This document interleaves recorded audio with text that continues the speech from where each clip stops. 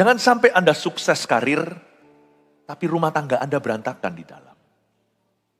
Jangan sampai Anda berhasil jadi orang, temannya banyak, tapi hubungan dengan Tuhan sudah tidak ada lagi.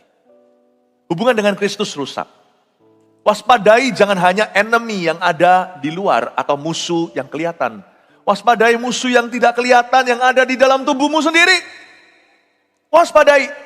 Dan jangan biarkan itu berlarut-larut malam. Jangan biarkan terus bertele-tele di hidupmu. Selesaikan.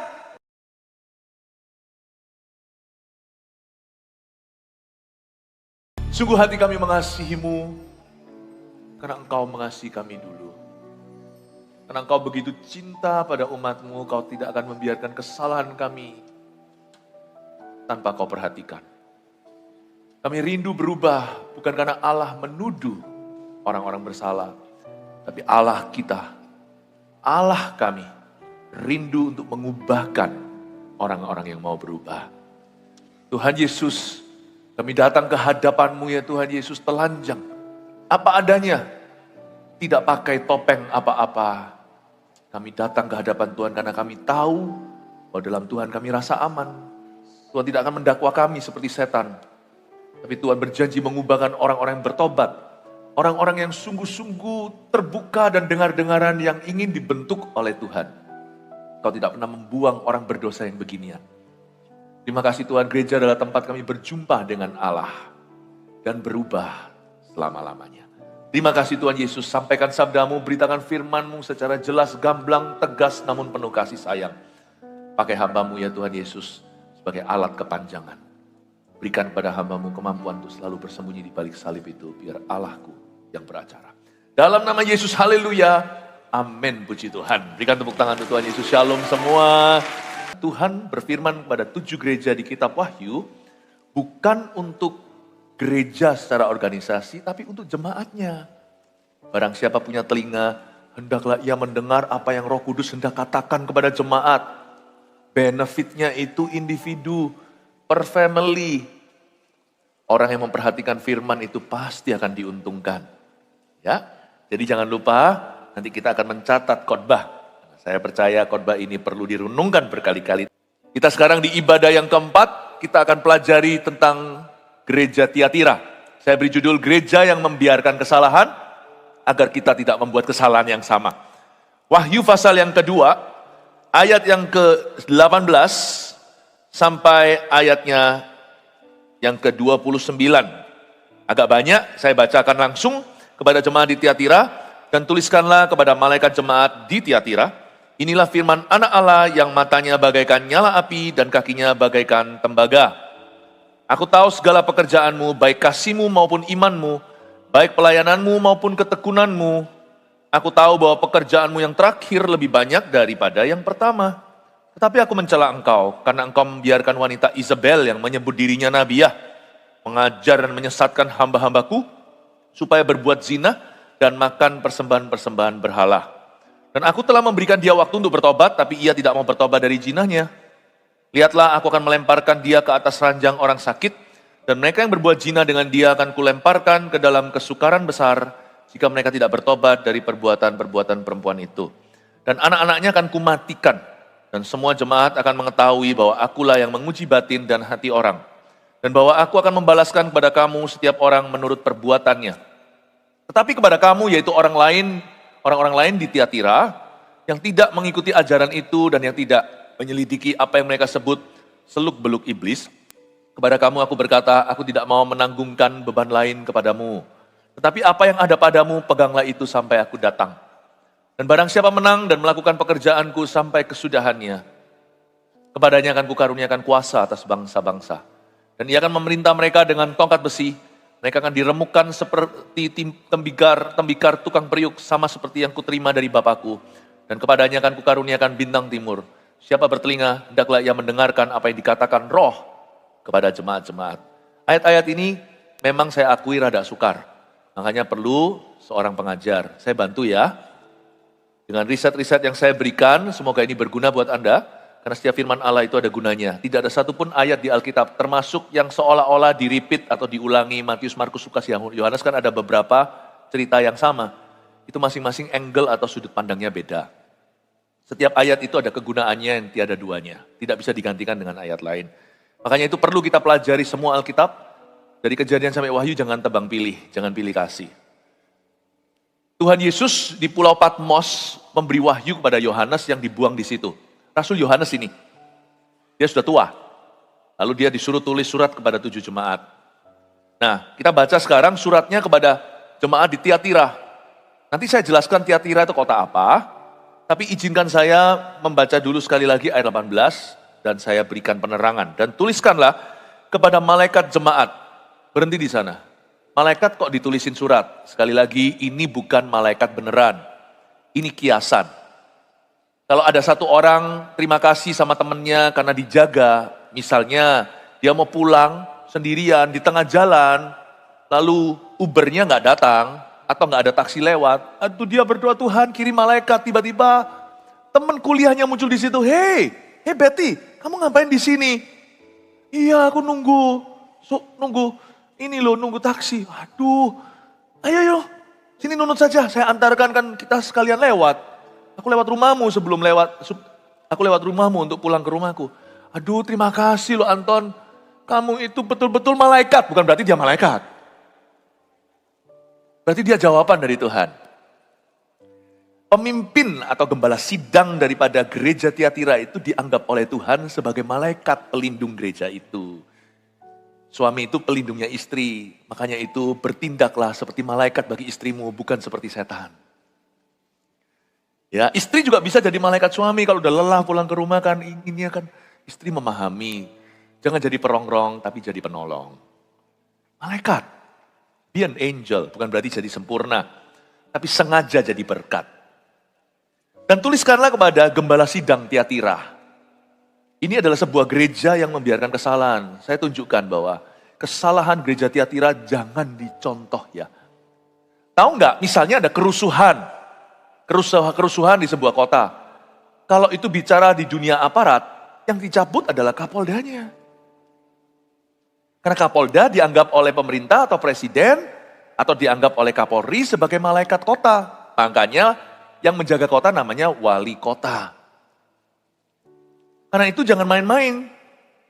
Kesalahan orang-orang di bawah jurisdiksi atau di bawah wewenangmu itu kesalahanmu. Ya memang sih setiap orang salah sendiri. Tapi selama kita itu menyadari dan berada di dalam ranah kuasa kita, jangan izinkan kesalahan dibiarkan. Sebenarnya sekarang banyak orang-orang anak-anak muda itu yang bermasalah. Itu sebenarnya yang bermasalah bisa jadi orang tuanya. Saya tidak langsung pokoknya buat konklusi ya, tapi sangat mungkin kalau ditelusuri yang problema itu papa mamanya. Makanya ada pepatah orang-orang kuno, kalau anak itu tidak aturan, dia disebut kurang ajar. Karena dia kurang diajari. Hati-hati, jadi CGL, jadi pemimpin kelompok sel, Anda itu dituntut tanggung jawabnya sama Tuhan. Seharian ini saya banyak otak-atik soal leadership juga. Nanti sisanya yang lainnya tolong dengarkan. Saya tidak akan ulang-ulang supaya tidak buang waktu. Karena ada banyak sekali pewahyuan baru. Tiatira bukanlah sebuah kota yang penting dibanding semua kota yang lain. Ada 7 gereja di 7 kota. Tiatira ini the least important atau yang paling tidak signifikan. Seharusnya tidak boleh berada di dalam daftar kitab Wahyu, tapi entah kenapa Tuhan tetap singgung dia. Tuhan bukan sindir, tapi Tuhan bicara secara langsung. Saya kalau jadi Tuhan, makanya kita jangan main Tuhan, Tiatira nggak akan masuk dalam daftar. Tapi Tuhan itu aneh dan heran. Orang yang kita anggap tidak signifikan, Tuhan perhatikan. Di sini pesan Tuhan, Tiatira muncul di buku aja kita harus tahu. Bahwa Tuhan peduli kepada orang-orang yang tidak dianggap oleh dunia. Aku ini siapa? Aku ini bukan siapa-siapa. Aku ini jelata, tapi bagi Tuhan, Anda jelita. Amin Bapak Ibu Saudara. Tiatira itu not really important. Tiatira muncul sekali di Kisah Para Rasul. Lydia dari Tiatira. Ingat Paulus datang ke Filipi. Carinya dalam mimpinya kan dia lihat pria Makedonia dada-dada. Kemari bantu. Makedonia itu provinsi. Filipi itu kota di dalam provinsi. Misalnya Jawa Timur, Filipinya Surabaya. Jawa Timurnya itu Makedonia. Tapi waktu Paulus ke situ nggak ketemu laki. Kan dia maunya cowok, ketemu cowok injili karena laki-laki itu kepala keluarga, kakak. Dan pria itu pembuat keputusan. Tapi ketemunya kok malah seorang wanita namanya Lydia. Lydia pengusaha kain ungu dari Tiatira. Yang bertobat pertama itu Lydia. Lydia paksa-paksa agar Paulus dan companion dan mission tripnya untuk tinggal di rumah yang dia sediakan. Filipi dimulai di rumah Lydia. Jadi yang kita tahu tentang Tiatira ya itu aja. Dan di Tiatira memang ada yang terkenal industri kainnya. Tapi Tiatira itu kota yang boring dan membosankan. Dia kota business town ya. Dan tidak ada istimewanya. Sebenarnya nggak ada apa-apa. Misalnya sekarang nih Surabaya. Kalau ada yang streaming rooftop ini di Surabaya. Terus terang ya, Surabaya itu nggak ada apa-apanya. Ayo, jujur nggak ada apa-apanya. Ya, Surabaya itu kota biasa. Sekarang udah ada pariwisata ini itu yang dibuka, ya kan, Secret Zoo. Dulu kebun binatang kita dari dulu di situ, dari saya SD di sana. Tapi monyetnya udah ganti. Sekarang kasen-kasennya yang ada di situ. Surabaya ini ada apa sih? Nggak ada apa-apa. Tapi di kota itu ada gereja Tiatira yang Tuhan sangat sayang. Tuhan sangat cinta. Dan orang-orangnya orang-orang biasa. Gereja itu terdiri dari berbagai kalangan. Gak ada orang istimewa, gereja tempat orang berdosa berubah. Tiatira itu adalah tempat very ordinary, tapi Tuhan cinta. Di Tiatira ada sebuah klub, saya gak bisa sebut ya, ada klub-klub, kalau di Amerika ada Harley Davidson Club, nanti ada, ya udah gak apa-apa, sebut misalnya Lions Club atau klub-klub, ada klub-klub lah. Di Tiatira ada sebuah klub bisnis. Dalam sejarah, di zaman itu sudah ada, dan klub bisnis itu sebenarnya pergaulannya buruk sekali. Lain dengan klub-klub yang sekarang ini, kan gak semuanya jelek, ada yang baik. Tapi Tiatira itu ada sebuah society, bukan masyarakat ya. Ada sebuah perkumpulan sosial, siapa apa dalam dunia bisnis marketplace mesti gabung itu, kalau gak gitu gak dianggap. Gak dianggap. Misalnya kalau ada di Taiwan, ada yang namanya American Club. Tapi yang di dalam bukan orang Amerika semua. Itu orang-orang society tinggi. Wah, yang bisa bergabung di situ itu harus bayar mahal. Itu ada iurannya dan bisa makan privat, nggak sembarang orang. Misalnya seperti itu. Di situ juga ada yang kayak gituan di Tiatira. Saya nggak tahu Lydia itu masuk di klub begitu atau enggak. Tapi siapa yang masuk ke klub itu hati-hati karena pergaulannya buruk sekali. Buruk sekali. Sedikit memberi background ya, nanti supaya Anda mengerti. Jadi kalau di Amerika ada juga society, perkumpulan namanya Freemason. Ya udah banyak lah gitu-gitu ya. Yang pasti jangan sampai masuk ke yang Ku Klux Klan. Yang pakai kerucut-kerucut itu adalah kelompok rasis. Tapi isinya orang-orang yang hebat-hebat loh. Pengacara, hakim, pejabat ini, pengusaha kaya. Di dunia itu banyak sekali penghulu-penghulu. Nah, di dalam klub bisnis ini bukan hanya bisnis, di dalamnya juga ada prostitusi. Udahlah, namanya orang hobi misalnya golf gak salah. Tapi seputar itu harus hati-hati, tidak semua bisa dihalalkan. Demikian pula biliar. Gak ada prejudisme, diskriminasi. Sepak bola lebih baik, sepak bola juga bisa jadi taruhan. Tapi mesti hati-hati ya, kita itu join sesuatu itunya gak salah. Tapi itunya itu tolong diperhatikan. Sebelum Anda masuk, pikir dulu, apa ini ya? Diskusi sama istri, diskusi sama suami. Tidak semua klub meskipun menawarkan benefitnya atau keuntungan. Bukan klub itu maksudnya membership, tapi sesuatu perkumpulan, gak tentu itu baik loh. Gak tentu itu baik.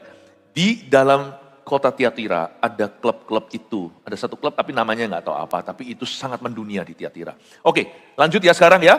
Ayat 18b.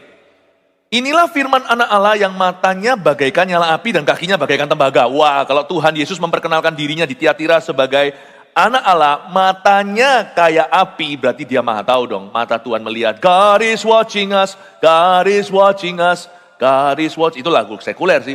Allah melihat, mata Tuhan di mana-mana.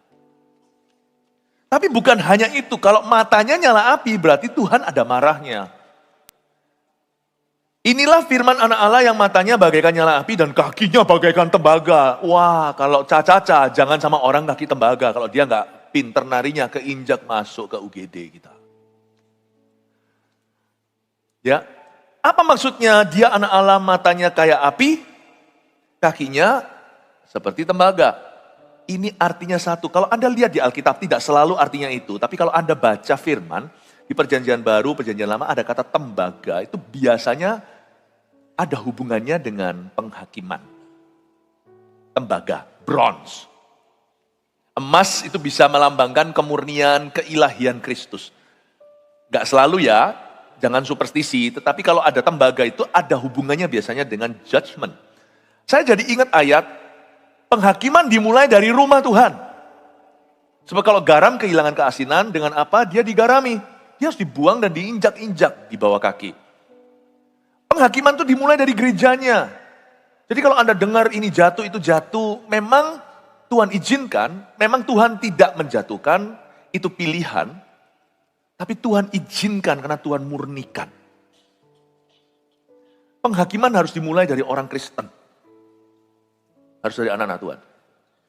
Nah, gereja di Tiatira itu tidak mengalami aniaya seperti gereja di Pergamus. Seperti gereja juga di Smyrna. Gereja-gereja di Tiatira fine-fine saja. Karena kota itu fokusnya bisnis. Smyrna, lain cerita, fokusnya penyembahan kaisar. Gereja sebelumnya Pergamus, di situ tempat tahta iblis. Ibadah-ibadah sebelumnya ini interesting semuanya. Sangat menarik, Anda harus baca kalau Anda haus firman, haus belajar. Tapi Tiatira gak ada urusannya dengan persecution atau penganiayaan. Tapi masalah gereja ini dari dalam tubuhnya sendiri. Ada kanker di dalam badannya sendiri. Nah, ini yang harus kita waspadai. Jangan sampai Anda sukses karir, tapi rumah tangga Anda berantakan di dalam.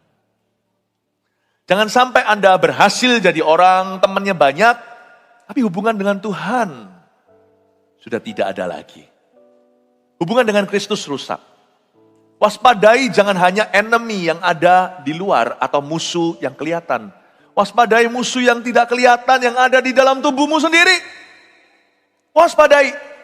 Dan jangan biarkan itu berlarut-larut malam. Jangan biarkan terus bertele-tele di hidupmu. Selesaikan. Belajar untuk lekas-lekas putus hubungan dengan sesuatu yang jelas-jelas salah. Kalau itu area nggak jelas masih perlu dipertimbangkan, diuji lagi itu lain cerita. Tapi kalau yang jelas salah udah tinggalkan. Ngapain dipikirkan? Ngapain dipertimbangkan lagi? Aku pikirkan dulu ya. Kenapa dosa dipikirin? Dosa nggak dipikiran aja, nanti masih ngejar kita loh setan-setan masa lalu. Jangankan kita, Yesus aja masih didatangi sama setan itu di waktu-waktu strategis. Gak hanya pada waktu di padang gurun saja dia dicoba 40 hari. Kenapa dipikiri? Kalau Tuhan suruh ampuni, bersihkan tuh benci. Kalau Tuhan suruh bertobat, udah jangan pornografi. Meskipun gak tahu nanti lain kali masih bisa jatuh lagi. Pokoknya sekarang bangkit dulu. Tuhan suruh bereskan. Ada pergaulan yang salah. Pacarannya gak keruan. Atau bukan pacaran. Anda punya teman yang selalu ajak-ajak Anda ke arah yang buruk. Kenapa dipertahankan? Punya teman gitu ngapain punya musuh? Saya kalau punya teman-teman seperti 10 sudah gak perlu musuh. Sudah cukup. Gak semua teman itu adalah kawan. Kita baca ayat 19. Aku tahu segala pekerjaanmu, kata Yesus. Baik kasihmu maupun imanmu, baik pelayananmu maupun ketekunanmu. Aku tahu bahwa pekerjaanmu yang terakhir lebih banyak daripada yang pertama. Ayat 19 pujian, Tuhan itu baik. Tuhan itu bukannya basa-basi. Tuhan itu bukannya tidak straightforward atau tidak terus terang. Terus terang, Tuhan Yesus terang terus. Tuhan selalu terang. Tuhan selalu terus terang. Dan Tuhan Yesus, tapi Tuhan itu Bapa. Saya seorang ayah tahu kalau saya mau tegur anak, saya pasti akan pikirkan dulu yang positifnya di anak itu.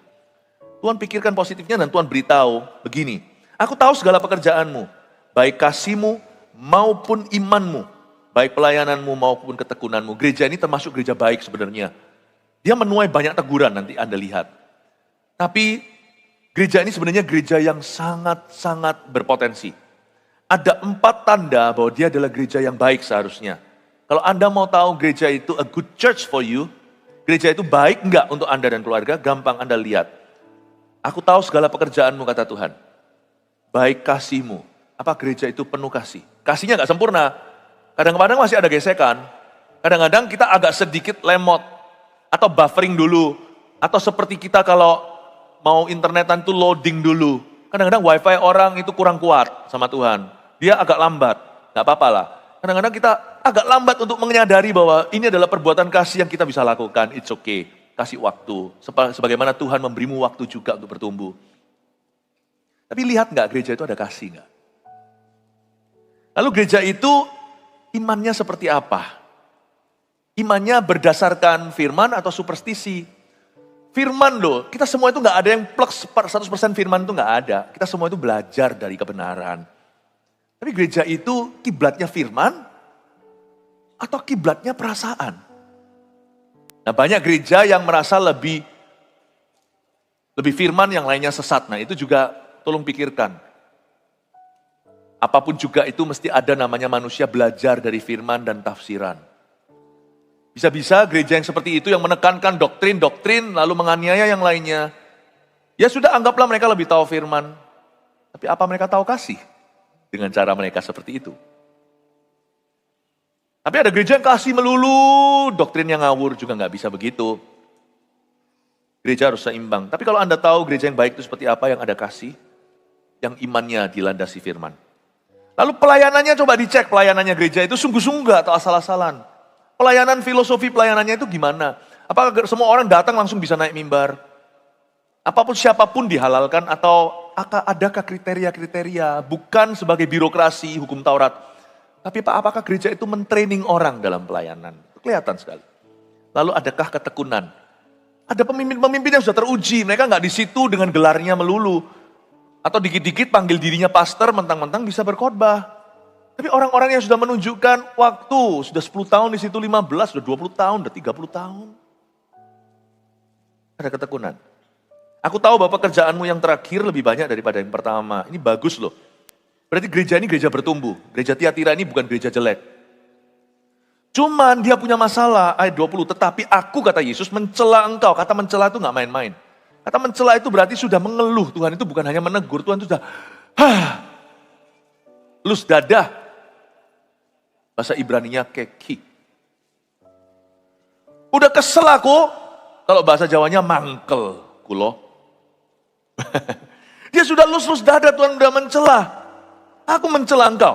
Karena, nah ini dia, engkau membiarkan wanita. Ada satu tokoh di sana disebut tanpa nama.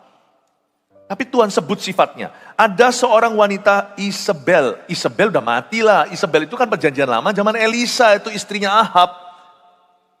Tapi spiritnya sama. Tuhan berkata, aku mencela engkau karena engkau membiarkan wanita Isabel yang menyebut dirinya nabiya, mengajar dan menyesatkan hamba-hamba Tuhan. Dia berkata ada seorang wanita. Dalam bahasa Inggrisnya saya ajak sedikit Bible study ya. Kata-katanya begini. Tetapi aku mencela engkau karena engkau membiarkan wanitamu itu loh Isabel. Jadi ada berapa tafsiran yang mungkin terjadi. Bagaimanapun juga pasti masing-masing bermakna. Ini bukan salah dan benar. Mungkin ada seorang wanita yang bukan siapa-siapanya pendeta atau gembala sidangnya. Yang Tuhan sebut, orang itu kok merajalela ya. Kok dia seperti spirit ratu ya. Nggak ada di dalam gereja itu. Tuhan sebagai raja lalu nanti ada ratunya perempuan yang nyetir atau apa. Nggak boleh. Nggak bisa. Loh, gereja kita tuh percaya pelayanan perempuan loh. Pastor Eagle Kids kita, Kak Popo itu wanita. Pastor Margaret Bu, Pastor Mac, AOG juga perempuan. Gembala regional kita ini itu, ketua doa kita. Saya percaya, sangat amat percaya. Pelayanan wanita. Cuman ini lain sih.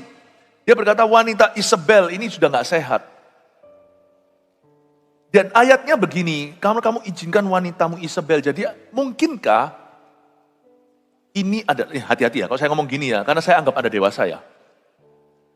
Kalau orang itu diajari firman itu kadang-kadang dia bisa aksesnya itu banyak, lalu dia mulai label-label, nanti kemana-mana keluar dari sini, beritahu Isabel lu. Pastor Philip bilang lu Isabel, begitu ya. Atau mulai tunjuk-tunjuk itu istri-istri hamba-hamba Tuhan, jangan gitu ya. Tujuan dari pengajaran ini bukan demikian. Oke? Tapi ada, mungkinkah ini adalah istri hamba Tuhan? Your woman Isabel. Bisa jadi istrinya pendeta itu, kita nggak tahu pendeta Tiatira siapa. Bisa jadi bukan istrinya, tapi simpanannya. Ini mungkin pendetanya bobrok moral. Tuhan bilang, tuliskan kepada malaikat jemaat.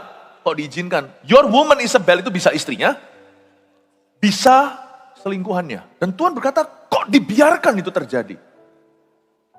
Tuhan tegur kapoldanya. Tuhan tegur gembalanya. Ada apa-apa dengan anak, Tuhan tegur papanya dulu. Dan mamanya juga. Atau mungkin bukan siapa-siapanya pendeta itu. Your woman Isabel itu mungkin seorang wanita di situ yang diizinkan ngeroh banget sampai menyebut dirinya nabiya, tapi tujuannya komersil. Kalau Anda baca ya, saya baca sekali lagi. Tapi aku mencela engkau karena engkau membiarkan wanita Isabel yang menyebut dirinya nabiya. Jadi dia ngeroh. Dia pakai firman. Tujuannya apa? Mengajar dan menyesatkan hamba-hambaku supaya berbuat jinah dan makan persembahan-persembahan berhala, berbuat jinah sini ini sebelum jinah badani, jinah motivasi, makan persembahan berhala, itu bukan ritual makan berhala karena ini orang Kristen semua. Makan persembahan berhala itu seperti Daniel yang tidak mau mencemari dirinya dengan makanan raja. Misalnya Anda kerja di sebuah instansi, makan penyembahan berhala itu nggak tentu makan siang dengan kolega. Tetapi terima uang suap.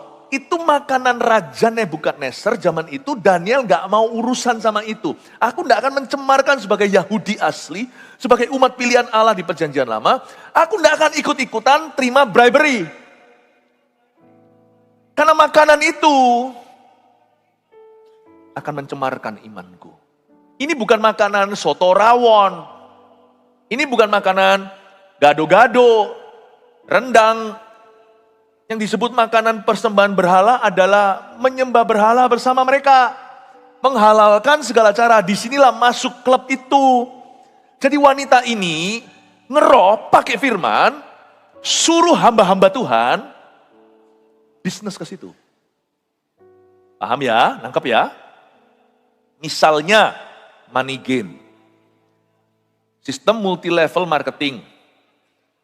Lalu kita nggak tahu hulu ke hilirnya cuman tergiur dengan profit atau persentasenya. Saya juga tidak menunjuk karena saya tidak ingat siapa-siapa apa-apa. Tetapi tidak lama lalu kan kita pernah dengar-dengar yang gituan bahkan di tanah air. Di mana gereja pun bisa cenderung ikut-ikutan. Bahkan pakai firman. Bilang Tuhan yang suruh, Roh Kudus yang tuntun ke situ. Ujungnya uang orang amblas, ketipu semuanya, kriminalitas. Bapak Ibu Saudara, ini juga semacam money game itu. Bisnis sah atau tidak sah zaman itu, dia pakai suara Tuhan. Suruh jemaatnya. Suara Tuhan itu tujuannya bukan untuk suruh orang ambil keuntungan. Suara Tuhan itu untuk orang hidup dalam kekudusan, dalam ketaatan. Kalau kita memang harus pakai kata ini, Tuhan berkata, pastikan itu berarti. Untuk membangun hidup orang itu bukan untuk mengarahkan dia ke program manusia, tapi supaya dia lebih mengenal Kristus. Kalau Tuhan menghendaki Anda melayani, saya berani suarakan, ayo melayani. Mengampuni, saya berani suarakan. Tapi rasanya kamu harus beli produkku deh. Oh Tuhan berkata begini, apalagi kalau orang jatuh cinta ya kan. Paling cepat jadi nabi kalau kita lagi jatuh cinta. Tuhan berkata kamu jodohku, ayo. Dengar suara Tuhan sekali aja gak pernah, artikan firman juga gak pernah coba. Tiba-tiba super peka kalau sudah namanya kejar pacar. Tamu dari Tuhan. Kalau ada seorang digituin sama laki-laki, atau sebaliknya sama perempuan. Perempuan juga bisa agresif loh, zaman emansipasi, haleluya. Jawab gini, oh Tuhan suruh kamu ya. Beritahu sama Tuhan, suruh ngomong sendiri sama saya. Aku menurut Tuhan ada masalah kok. Kenapa harus ngomong sama kamu? Dan aku pun tidak ada rasa apa-apa sama kamu. Kalau Tuhan bicara sama kamu, menurut saya sih enggak. Tapi kalau memang iya, enggak kurang ajar ya ngomongnya ya, dengan sopan. Karena kita tahu Tuhan enggak bicara sama dia. Beritahu sama Tuhan, saya selalu telinga terbuka kok. Kapan saja Tuhan mau bicara, saya mendengar. Saya seperti Samuel, ini aku, berbicaralah. Oh gitu-gitu, balik dengan suara, dibalas suara. Ya kan? Malah justru kalau kejar pasangan, mau cari pacar itu, jangan bilang suara Tuhan. Tunjukkan lewat buah-buah rohmu, sampai sebelah situ kagum-kagum. Bahkan sampai orang tuanya, keluarganya mengagumi ini loh untuk lu. Begitu, gak usah pakai suara Tuhan. Gampang-gampangin suara Tuhan, kalau untuk keuntungan. Hati-hati, dan ini membuat Tuhan marah. Tuhan marah sama gembalanya, kenapa lu biarkan? Kenapa kamu biarkan yang beginian? Luar biasa loh ya. Kita semua masih belajar dengan suara Tuhan, I know. Kadang-kadang kita gak tepat untuk menafsirkan, I know. Siapa sih yang berani melemparkan dan merajam orang, lemparin batu pertama? Gak ada. Kita semua masih belajar. Kita semua masih samar-samar. Tapi orang ini vulgar, lain bukan samar-samar. Dia berkata, Tuhan ngomong sama aku. Ayo kamu pergi ke klub itu. Ya, kamu investasi sekian. Nanti kamu dapat berapa dan sebagainya. Aduh, Tuhan gak akan ngurusi yang gitu. Tuhan bilang sama aku, yang menang nanti adalah Argentina. Menang Tuhan main bola. Teman saya satu dulu zaman Mike Tyson tinju, dia berdoa untuk Mike Tyson menang. Udahlah Tuhan gak ngurusi yang gitu. Tuhan sertai anak-anaknya dalam segala bidang dan gelanggang, I know. Jangan doa yang gituan, jangan pakai sesuatu yang sakral untuk sesuatu yang sifatnya sangat-sangat duniawi. Ini orang duniawi, tapi kedok rohani. Menyesatkan hamba-hamba Tuhan. Masalahnya itu hamba-hamba Tuhan sekali masuk situ cemar spiritnya. Udah langsung mata duitan, udah mulai tarik orang itu sudah gaya demi dapat sesuatu keuntungan. Lain loh ya, kalau kita cari jiwa, kita dorong mereka melayani, bertumbuh di CG, kita muridkan. Itu untuk mereka.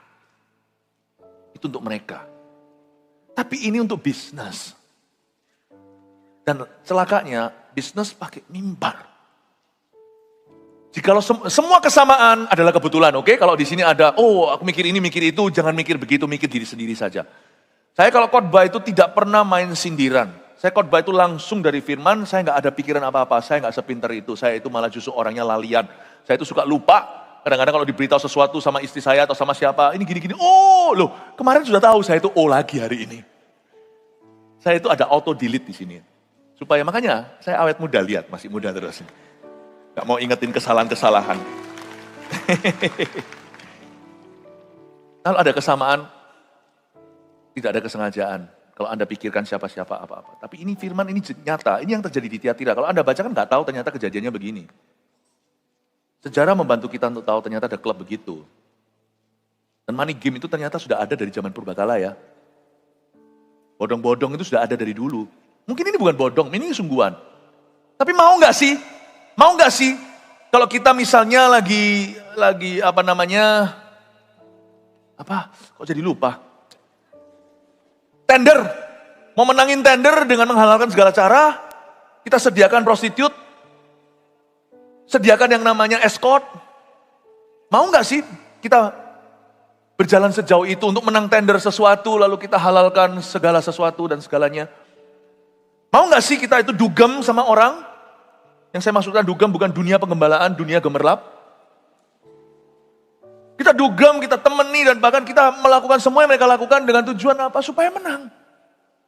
Akankah kita halalkan semua? Si Isabel ini tidak pedulikan jemaat. Pokoknya dia dapat porsi. Go! Satu-satu kandas masuk ke klub itu. Satu-satu kandas. Ke sana, ke situ, satu-satu kembali. No longer murni. Dan Tuhan marah. Kamu cemarkan gerejaku. Gereja itu milik Tuhan. Di Efesus dia berkata, akulah yang memegang ketujuh kandil itu. Ini bukan bicara tentang 7 gereja zaman itu, ini gereja sepanjang sejarah. Tuhan bilang, kamu nantang aku. You think you're the queen? I am the king. The queen must die. Karena bagi Tuhan, wanita Isabel ini bukanlah mempelainya. Mempelainya adalah seluruh jemaat. Luar biasa. Kita juga harus mendoakan.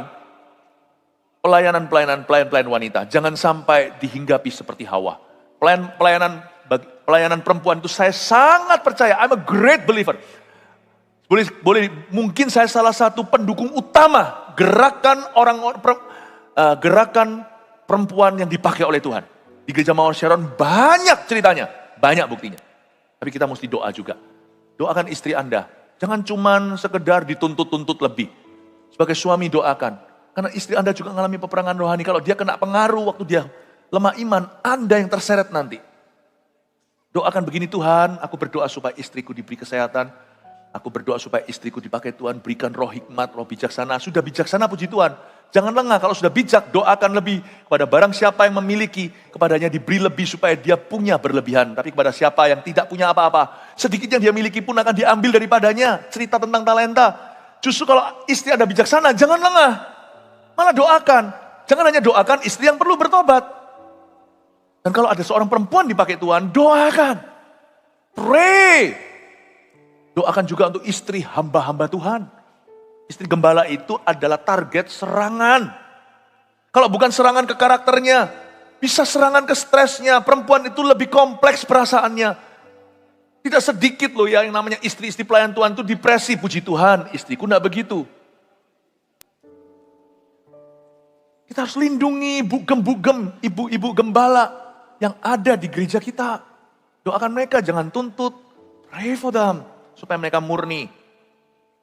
Karena wanita itu diserang sama iblis yang pertama sebelum Adam. Pertama-tama Hawa. Sekali Hawa diserang, Adam kalah Hawa. Bisikan bantal itu berkuasa. Kenapa nggak Anda titipkan aja sama Roh Kudus supaya bisikan itu dari dia melalui istri Anda. Berdoalah Bapak Ibu Saudara, jangan hanya tuntut istrimu dan maki-maki dia. Doakan, kasih, cintai dia. Karena istri Anda itu takut akan Allah, yang untung adalah Anda. Amin Bapak Ibu Saudara. Ya, mana anak lu?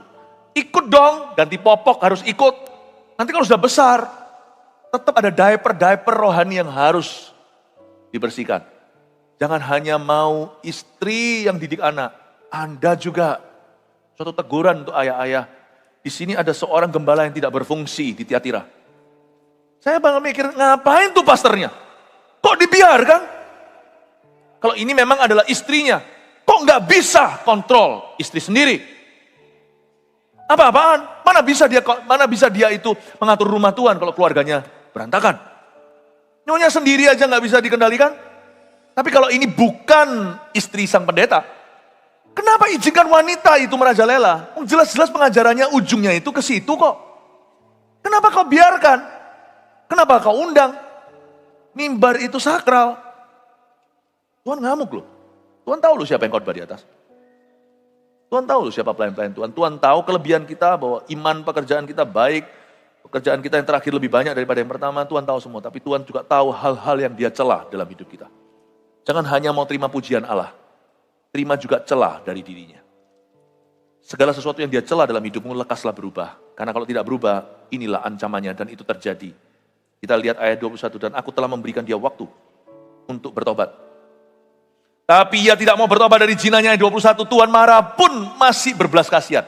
Padahal wanita ini layak dipukul oleh Allah. Tetapi Tuhan berkata, aku memberi dia waktu untuk bertobat. Kalau Anda lihat ada orang salah di gereja, atau salah dalam tubuh Kristus, atau salah di dunia ini, masih terus bisa dalam kesalahannya dan fine-fine saja. Jangan kira Tuhan itu lamban atau Tuhan pelin-pelan. Jangan pernah kita mengira Tuhan itu lemah. Itu karena Tuhan itu menunggu memberi dia waktu untuk bertobat. Kadang-kadang 17 tahun kemudian baru hukuman. Bukan karena Tuhan itu tidak berani. Tapi Tuhan itu memberi kesempatan. Dan kalau kita berdosa, kita dibiarkan, lebih celaka lagi. Cepatlah berbalik sebelum hukuman. Kalau Tuhan tunggu, itu berarti ujungnya hukumannya luar biasa. Kalau hidup kita sampai terakhir, kita meninggal dunia juga nggak apa-apa, nggak ada masalah, nggak ada hukuman. Hati-hati, dia menunggumu di akhirat. Saya lebih suka kalau saya jahat, saya dihajar Tuhan sekarang. Saya nggak bisa buka sama Anda sebagai pendeta, saya pegang rahasia begitu banyak orang. Tapi saya pernah pergi ke sebuah tahanan. Dan di situ ada orang-orang yang ditahan. Dan kalau mungkin saya sebutkan nama-nama Anda mungkin tahu karena itu sudah menjadi berita. Salah satunya seorang yang kena kasus besar, berdiri di depan. Jangan kira kalau saya pelayanan itu hanya di tempat-tempat yang kelihatan. Saya pergi mengunjungi jemaat, sembari kenal dengan orang-orang di sana yang menjadi narapidana. Ada jemaat yang kena masalah? Adalah. Gereja kita bukan jemaatnya tidak semuanya itu. Gereja kita jemaatnya tidak sempurna. Waktu saya datang ke situ, saya duduk mengunjungi. Saya ingat kata-kata Yesus, aku di penjara, kamu tidak kunjungi. Saya kunjungi. Saya duduk di situ, tidak khotbah, tidak apa. Saya hanya bicara sama mereka. Saya dengarkan waktu Natal. Mereka satu-satu naik ke atas kesaksian. Diberi izin oleh aparat dan juga oleh penjaga penjara. Lalu dia mulai berkata, saya itu dituntut hukuman mati. Tapi saya nggak apa-apa. Saya itu nangis sama istri saya dengar itu. Saya sudah tua. Kalau seumpamanya jaksa dan hakim akhirnya memberikan keputusan saya harus hukum mati. Saya rela, saya hanya titipkan keluarga saya sama Tuhan. Meskipun saya tahu dalam setiap kasus itu selalu ada sisi-sisi yang harus dipertimbangkan. Saya juga bisa bela diri, tapi terus terang saya terima apapun keputusan Pak Hakim nanti. Karena saya ini juga bukan orang yang bersih. Banyak sekali rekod saya itu yang salah di hidup ini. Bukan cuma yang kena kasus. Hidup saya itu kotor. Tapi kalau saya mati di sini, saya ingin Tuhan ingat saya di akhirat. Saya sudah terima hukuman ganjaran di dalam hidup ini. Sekalipun keselamatan itu dalam Yesus Tuhan. Aku gak bisa balas. Aku bukan seperti penyamun yang ada di samping Yesus yang gak dapat kesempatan. Aku dapat kesempatan untuk bisa dihukum dulu di dunia ini. Saya terima dengan lapang dada, saya bilang sama hakim dia kesaksian. Silakan Bapak Hakim yang mulia. Hukum saya terima. Kalau bisa bebas lebih ringan ya puji Tuhan. Kalau enggak saya mau. Mendingan saya sekarang ketemu Tuhan marah sekarang di hidup ini. Daripada nanti saya dimarahi Tuhan di akhirat. Saya tidak masuk ke dalam surga. Saya nangis. Saya nangis. Sungguhan. Jangan kira kalau kita berbuat salah dibiarkan itu indah. Luput aku. Sekali lagi. Luput. Black death mati. Langsung ketemu di situ api. Hati-hati. Dan aku telah memberi dia waktu untuk bertobat. Tetapi ia tidak mau bertobat dari jinahnya. Lihatlah, aku akan melemparkan dia ke atas ranjang orang sakit. Dan mereka yang berbuat zina dengan dia akan kulemparkan ke dalam kesukaran besar. Jika mereka tidak bertobat dari perbuatan-perbuatan perempuan itu. Perhatikan ya, kemungkinan besar bisnismen atau hamba-hamba Tuhan yang akhirnya berubah meninggalkan panggilan. Padahal dipanggil jadi hamba Tuhan. Meninggalkan panggilan, masuk ke bisnis-bisnis itu, klub itu. Mereka kayaknya juga ada affair deh sama wanita ini. Jadi saya sebut perempuan ini akhirnya nanti berakhir di ranjang orang sakit. Ini dari yang namanya sinful bed ke sick bed. Tuhan berkata, lu kan suka ranjang kan? Oke, ranjang seksualmu, unclean bed, ranjang dosamu, ku ganti menjadi ranjang pesakitanmu. Kamu akan sekarat. Tahukah ada orang-orang yang mati prematur bukan karena Tuhan panggil dia. Tapi karena Tuhan hukum dia. Ada kematian yang tidak perlu terjadi sebenarnya begitu early atau begitu dini. Tapi karena ada orang yang mencobai Tuhan. Bukan hanya itu juga, ternyata ada dosa-dosa yang diimpor. Bukan dosa kita, tapi gara-gara kita terlibat dalam, makanya itu jangan sampai kita itu jadi second hand smoker menghisap asap rokok orang. Ceritanya gitu. Ada orang tertentu yang gak berdosa, orang lain yang dosa, tapi dia dukung dia. Orang itu akhirnya dapat pahala yang sama. Upah dosa ialah maut. Nah itu celaka kan. Konyol sekali kan. Makanya dalam menumpangkan tangan, jangan kau terbawa-bawa dalam dosa orang. Jangan semerta-merta ikut-ikut huru hara. Padahal gak tahu apa yang terjadi sesungguhnya. Mending diam. Dan ada orang-orang yang Tuhan berkata, yang lainnya yang zina sama dia, ku lempar sekalian. Wah. Orang Kristen harus smart, tidak boleh panasan kepala, ikut-ikut. Salibkan dia, salibkan. Lalu apa? Ikut-ikut, iya. Jangan begitu. Dan gak hanya itu, anak-anaknya, coba perhatikan. Dan anak-anaknya akan kumatikan. Dan semua jemaat akan mengetahui bahwa akulah yang menguji batin dan hati orang. Dan bahwa aku akan membalaskan kepada kamu setiap orang menurut perbuatannya. Perhatikan kalimat anak-anaknya ini, wanita itu ternyata sudah married ya. Saya nggak tahu ini anak pendetanya atau anak wanita Isabel ini. Tapi yang pasti dipanggil Isabel itu nggak enak loh. Coba kalau Anda dipanggil Yudas. Ini loh, Yudas ini. Wah, tersinggung kita. Atau zaman-zaman sekarang sudah nggak kerasa, tapi zaman dulu mungkin kalau ada orang dipanggil, tetanggaku tuh Hitler. Waduh. Disebut Isabel itu bukan panggilan yang memuji. Tuhan bilang itu Isabel. Tuhan pun tidak sudi memanggil namanya. Itu wanita Isabel. Semua jemaat akan mengetahui bahwa aku menguji dan hati dan batin. Aku akan tunjukkan yang benar dan yang salah. Tuhan itu pedang. Dan anak-anaknya akan kumatikan. Mengerikan di sini ada kata-kata anak-anaknya akan kumatikan. Kata kumatikan tidak sama dengan mati. Karena mati itu so pasti. Nggak usah ditunggu, cepat lambat itu. Dalam bahasa Inggrisnya dan anak-anaknya, they will be killed by death. Ini lucu, ini kalimat yang perlu direnungkan. Bukan anak-anaknya akan mati. Nggak ada yang baru, kalau anak-anaknya mati, semua orang akan mati Tuhan. Anak orang, jangankan anak orang, cucu cicitnya juga akan mati. Tapi anak-anaknya akan kumatikan itu beda. Anak-anaknya bukan hanya mati, anak-anaknya akan dibunuh oleh kematian. Nah itu lain loh, ini kematian nggak lumrah.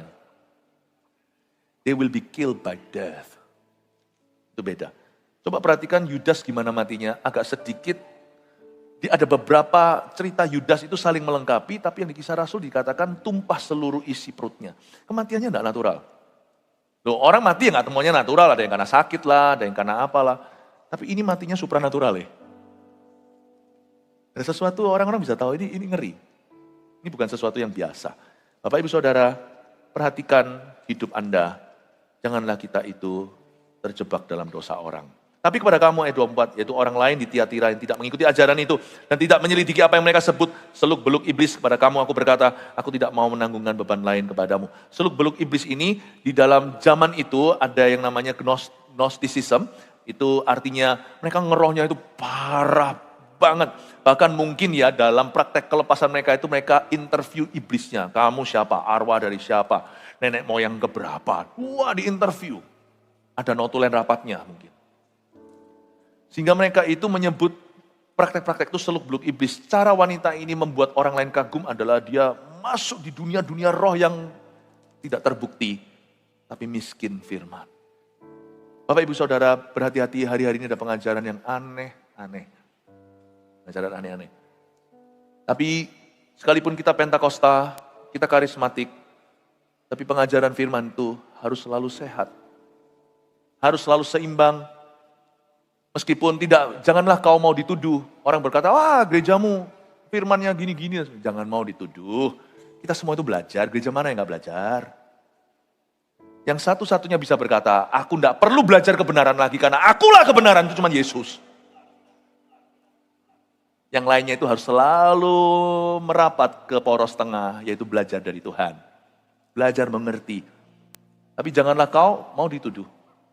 Gereja kita harus bangga bahwa di dalam gereja ini kita diajari firman setiap minggu berkali-kali di CG kita renungkan haleluya. Berikan tepuk tangan bagi Tuhan. Ayat 25, tetapi apa yang ada padamu peganglah itu sampai aku datang. Ternyata di gereja Tiatira sudah begitu toksiknya gereja itu sampai satu titik. Gereja itu begitu tidak murni lagi, sudah terlalu kontaminasi. Ayat 25 ini kabar baik. Ternyata masih ada orang yang bisa jaga kemurnian di gereja demikian. Luar biasa Tuhan Yesus. Tapi apa yang ada padamu peganglah itu sampai aku datang. Tuhan bicara kepada orang yang waras. Dan barang siapa menang dan melakukan pekerjaanku sampai kesudahannya, kepadanya akan kukaruniakan kuasa atas bangsa-bangsa. Nanti ada berkata sendirilah. Kalian-kalian yang setia kata Tuhan, aku akan memberkatimu sampai ke bangsa-bangsa. Kalau perlu bahkan nanti aku akan pindahkan. Luar biasa. Dan barang siapa menang, dan ia akan memerintah mereka dengan tongkat besi, mereka akan diremukkan seperti tembikar tukang periuk, sama seperti yang kuterima dari Bapakku. Artinya, ketika nanti Tuhan hukumannya datang, banyak orang hancur, kamu tidak turut hancur. Mereka yang diremukkan seperti tembikar tukang periuk, tapi kamu kuberi tongkat besi. Kamu akan luput dari murkaku jikalau penghakiman dimulai dari rumah Allah. Kamu tidak akan termasuk di golongan yang akan aku hakimi di gereja itu. Jadi ternyata di gereja yang bobrok pun moralnya, masih ada orang Kristen segelintir yang murni. Tapi nanti saya jelaskan, mereka bukan mayoritas. Di gereja yang mengajarkan kebenaran dan berporos dan berkiblat terus kepada kebenaran, mayoritas orang benar, minoritas. Pasti ada lah, di mana-mana gereja pasti ada momoknya. Tapi di gereja yang bobrok, sebagian besar akan jadi momok. Kalau ada yang baik itu segelintir. Nah, segelintir ini Tuhan bicara. Tuhan tuh baik. Di dalam Tuhan itu selalu ada yang namanya orang-orang yang disisakan dalam kebenaran. Saya bersyukur dari sini orang yang pelayanan, jangan pernah kita kecewa, lu semua pelayananku kok satu-satu mundur ya orang-orang yang kupimpin. Enggak. Pasti ada. Dari 4 tanah yang kau taburi, minimal selalu 1/4. Ada tanah yang baik, itu pun dibagi jadi 3, 30, 60, 100 kali ganda nanti pertumbuhan imannya. Jangan pernah kecewa dalam jeripayahmu, dalam persekutuanmu dengan Tuhan. Jeripayah pelayananmu tidak akan sia-sia. Tapi kalau kita tuh setia sama Tuhan dan kita memperjuangkan, bukan 1/4 kali, mungkin bisa jadi 4/4. Tanah batu kita clearkan batunya. Tanahnya dangkal, kurang dalam, kita akan beri pupuk dia dan beritahu sama Tuhan, jangan ditebang, kasih waktu 1 tahun lagi. Meskipun dia 3 tahun sudah sia-siakan, aku akan pupuki dia. Mungkin kalau ada burung, ada yang usir burungnya, ada peperangan rohani, ada pendoa yang berkata, aku tengking kamu setan dalam nama Yesus. Bisa jadi kalau kita berjuang, bukan hanya beriman, berusaha dengan iman. Bisa jadi anak kita kalau ada 4, anak kita ada 4-4-nya nanti jadi hamba Tuhan dalam bidangnya masing-masing. Tapi orang tua yang amburadul parentingnya gak pedulikan Yesus, gak hiraukan kerohanian. Nanti lihat ya dari 4, kalau Tuhan bisa ada 1 yang genah, yang benar, tapi 3-nya semuanya liar. Tapi kalau Anda setia, mayoritasnya yang benar. Haleluya, kasih tepuk tangan untuk Tuhan. Dan kepadanya kan karuniakan bintang timur, ayat 29, siapa bertelinga? Hendaklah ia mendengarkan apa yang dikatakan roh kepada jemaat-jemaat. Saya harap Anda dengarkan suara Kristus lewat khotbah saya. Dan kalau Anda perlu memperbaiki sesuatu dalam hidupmu, maupun hidupmu secara pribadi, ataupun hidup ministry atau hidup keluargamu, lakukan selekas Anda dengarkan firman ini. Semoga Anda mencatat khotbah ini, karena nanti Anda bisa renungkan lagi. Renungan kedua, biasanya susu madunya lebih kental. Saya percaya, Bapak, Ibu, Saudara, jemaat yang terkasih yang mendengarkan firman ini, biarkan hidupmu semakin diberkati. Tidak menjadi pemimpin yang membiarkan kesalahan. Kesalahan di hadiratmu akan dibenarkan. Haleluya.